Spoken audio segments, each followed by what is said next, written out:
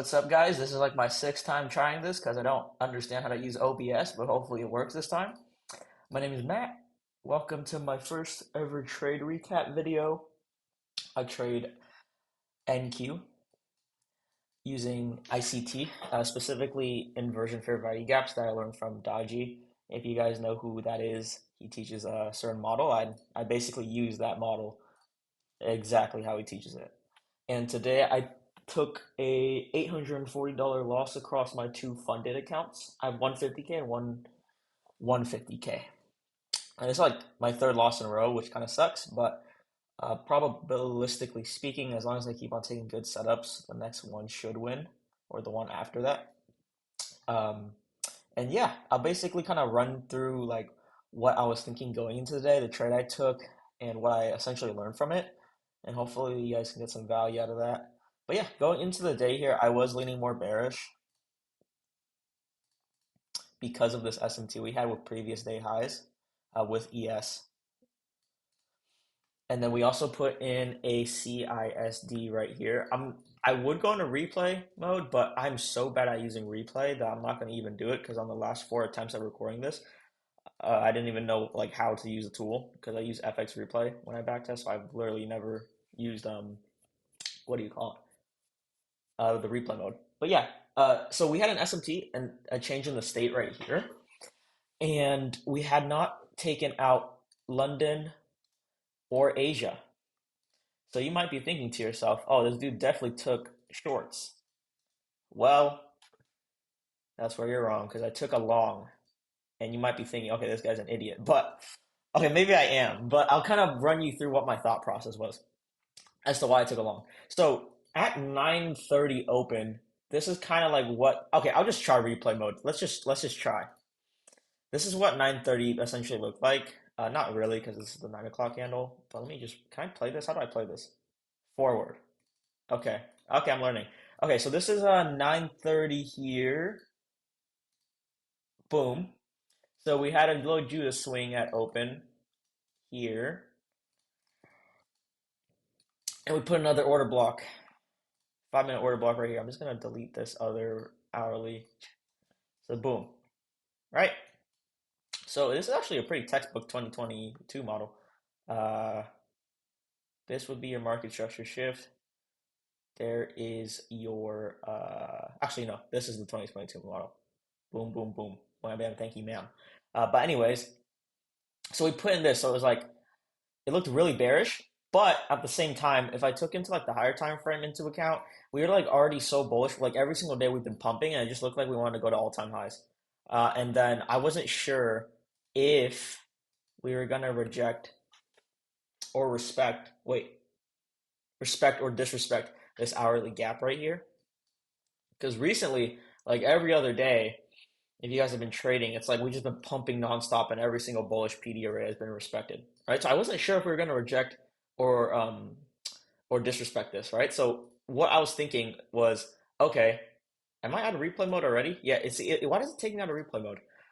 Anyways, this is 9:30 right here. So boom, come up, Judas swing, displace down, put in the order block. So what I was thinking was either we're gonna dump down here to the point 0.5 and I can get a long and we just instantly V shape and we go to take out previous day highs and invalidate the SMT, or I don't get a long setup and we like retrace the equilibrium of the or like consequent encroachment of this little range or the order block and get a short setup. Which if I took, I would have been up on the day, but I took this long here. I'm just gonna delete these drawings so it's clear for you guys to see. I took this long right here. Which when I did take it, I was like, I'm fine if this is a loss. Just because of how we V-shaped like so hard with and we displaced higher. So I was like, okay, we're gonna respect because at the time, obviously it doesn't look like this right now, but at the time, this candle was like a just a wick and then the body was like this. So it looked like we were respecting this hourly gap like pretty well in the higher time frame. So I was like, okay, this is gonna be a soup, this right here.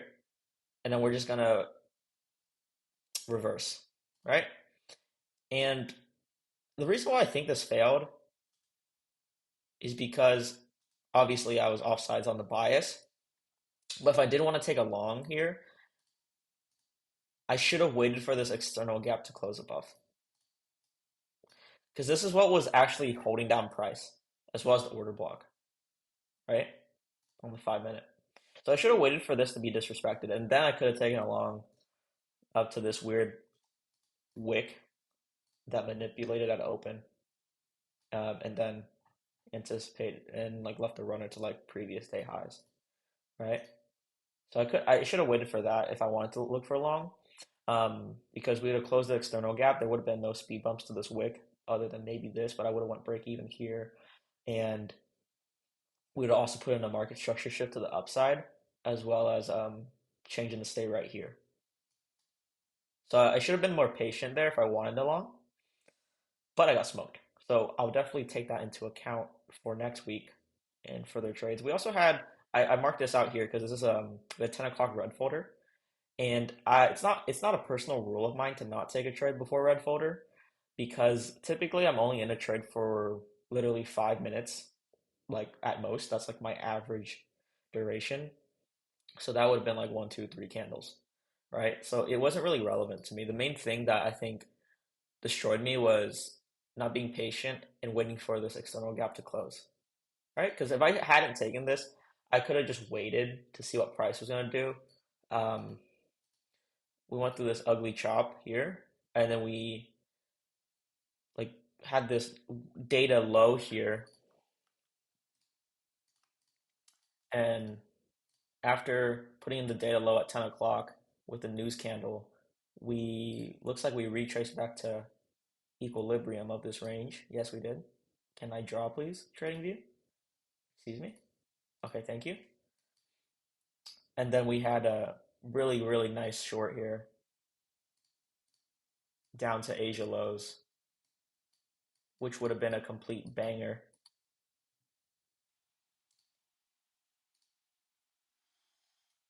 Oh my goodness, I cannot draw. Okay. Yeah, we would have that. Or I could have even waited for this 2 minute long here, please. This 2 minute long here. I can't use this tool for whatever reason. This one's really good too because it's during the macro time, I believe. Let me see. It was right before the macro. But yeah, I think that's the biggest mistake today. I just wasn't patient enough because I saw this momentum and I was like, okay, we're definitely gonna at least go to this internal high, right? And I could have went break even there, but that's not what was actually holding price down. It was this gap, and I should have just waited for this gap to close and never closed above it. So yeah, got smoked today. Was wrong on the bias. Moving forward, it's got to be. I think I just gotta work on being more safe when it comes to like trying to take a trade where I'm kind of like unsure on the bias, like because I wasn't sure if we're gonna run through this or not run through it. So I just should have waited for some extra confirmation, such as this external gap closing right here. But yeah, hopefully you guys could have learned from me taking that L and apply that to your own trading. Other than that, that's really all there is for me today. I will see you all on Monday if I take a trade. If I don't take a trade, I just won't post. I'm gonna post every single execution I take just to keep myself accountable. And it's also really helpful kind of just talking out loud and reviewing my trade even after I journal it because I kind of pick up on some things, which is cool. But yeah, hope you guys enjoyed that video. God bless you all, and I'll see you in the next video.